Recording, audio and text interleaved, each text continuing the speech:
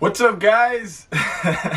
You guys see the new camera equipment, but today I got a video about saving money here in 2022.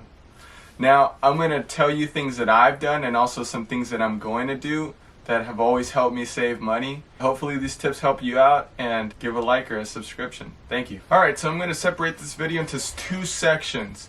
First section is going to be about saving money. The second section is going to be about making more. The reason why I'm going to set it up in two different sections is because, one, the title of the video, and two, I just think you can only save what you can make. At the end of the day, I think saving is more of like a reactive mindset instead of a proactive mindset. Alright, so the Federal Reserve said that 39% of Americans can't handle a $400 expense. Now, $400, that's about like 2 car tires, 4 car tires, I don't know, groceries twice, depending on the size of your family. It could be groceries once. It's not a lot of money. But then again, like, you could live in like rural Montana or something. It could be like your whole mortgage and then some, right? Alright, now I think one of the easiest and quickest ways is, if you have a phone, put your phone on a plan with other people, say your friends or your family, and you could save, I'd say, between $10 to $50 a month. It's pretty like easy. You just do it once and then just forget it. Just make sure you make the payments. Everything will be great. But yeah, it's number one. Number two, now, I looked at my spending habits and I was like, damn, I spend between like $200 to $300 a month just on eating out. And I was like, no way. So like, I feel like eating out is definitely like somewhere you can cut back on. And if you like do eat out, just like order water. One, it's cheaper, but it's also like healthier for you. Alright, let's say you spend like $200 a month over 12 months. It's like $2,400. So yeah, I mean, it's a chunk of change. You could use that on like a car down payment, I don't know, a home down payment, or invest it in stock market. Number three. Alright, now this one I put as number three because like you actually need some money to do it. Well, you need money for all the others too, but this is like a bigger block for sure. So I pay my insurance like in 6-month allotments. So I just paid my insurance this month, and it's good for the next 6 months. I don't have to pay it. You're gonna feel the hit on the first month whenever you pay it, but then all the others, it's just like, nice, nice, no insurance payment. But whenever you gotta pay it, you're like, oh my god, I had to pay like $1,100 in one go. I was like, Jesus. But yeah. And I'd say you could save between $300 to $700 doing this, just depending on your like insurance plan provider and like where you're at. Number four, this one is living with roommates. And I know some of you probably already do live with roommates, and good for you. Some of you are probably like, it's the only way I can live. But I mean, at least it's not as expensive as like normal rent by yourself. So living with roommates, I believe you can save between $300 to $700 a month. That's a chunk of change, you know. You could use that to like put on a down payment for a house, you know, a couple of years you live with roommates, depending on how much money you make. And like, yeah, you could put that in the stock market, put that as a down payment on a car that you need. Definitely a good one. Number five. Alright, now this one's probably not as popular, and I'm probably gonna get some hate for this, but live at home if you can for 1 or 2 years. Now, I've heard like people that are much older that aren't living from home, they're like, oh, stay there as long as you can. That, I don't think that's very, how'd I say it? Nobody wants to do that, you know? Like, definitely not. Just save your little nest egg, get out of there, homie. But yeah, I feel like depending on whether you pay rent or not, you could easily save between maybe $500 to $1,200, just depending on like where you live, where you're at, and if you pay rent. This is number six. This is called house hacking. This is probably the most difficult because it requires you to live with roommates, which not everybody could do or not everybody wants to do. But you also have to already buy a house.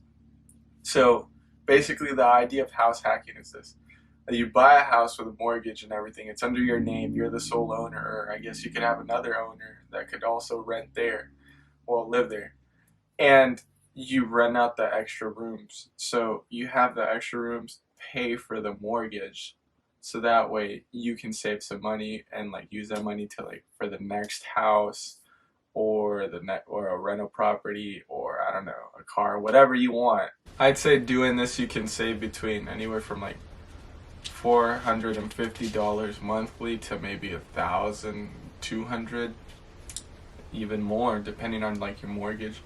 I've heard of people that actually do this and they actually make money from like renting out their room. So they're getting their mortgage paid, and on top of that they're getting like an extra $200 to $300, sometimes even more, a month. And it's just like, wow. I'm not living right.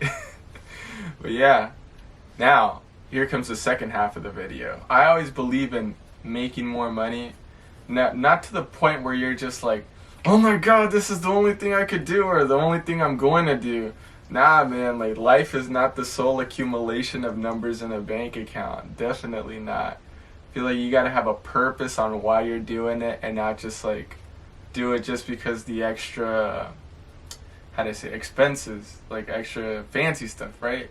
Because if you work extra for fancy stuff, then you're gonna always be working because you're gonna always want the fancy stuff. And then the more stuff you have, the more stuff you have to take care of, more maintenance, it requires more of your time. And you're already giving time to working, so it's just like kind of like, make it make sense. But yeah, so anyway, boom. Alright, number 1. So, you can work an extra day every month, and depending on what you do and what your income is, this could be anywhere from like $60 to $300, $400 after taxes, depending on what you do. And like, I'm trying to keep the number small. There might be somebody out there that makes like, I don't know, $1,000 a day. That you know, I don't make that, but damn, that'd be nice. Number 2, work 2 extra days a month. And I'd say you'd make between, again, like 120 to 800 something. Maybe even 1,000, depending on what you do and like the overtime and if you get an incentive for it. Number 3, get a side hustle. I got a buddy of mine, he plays soccer and they pay him to play soccer because he's pretty good. And I don't know how much he makes. I imagine he makes like maybe like 100 a game. I don't know, 100 and some change a game. That's some bread, you know. You get to play something and then you also get paid. That's pretty nice. And I myself, I did Uber like on the side whenever, like, I'm a registered nurse. During my orientation phase, which is like the phase where I couldn't really work a lot, and they had me doing all this like following around a registered nurse that was already like, I guess, established, if that makes any sense. I was just following them around and stuff like that, and like also trying to do the things, pass out medications. And I did Uber, and I did this previous to that too, like between the time that I graduated and the time that I got hired. I'm gonna put the most that I made in 1 month up there. It's pretty insane, because like I got in at a time where there wasn't a lot of Uber drivers and the Uber rates were crazy. They might even still be crazy now, but they were way crazy back then. I think I checked it, I made like 8,000 and some change 1 month. I was like, damn. I paid a lot in taxes though. And yeah, I think you can make, in a side hustle, you can definitely make between like 400 to 3,500 a month extra just doing that. You could use that money to, you know, pay off that mortgage or whatever. But yeah, next one, last one, is make a business. Now, this one is probably the most difficult for sure. I don't think it's for everybody. I've tried, I failed. But I'd say you can make anywhere from like $0, actually go negative probably, yeah.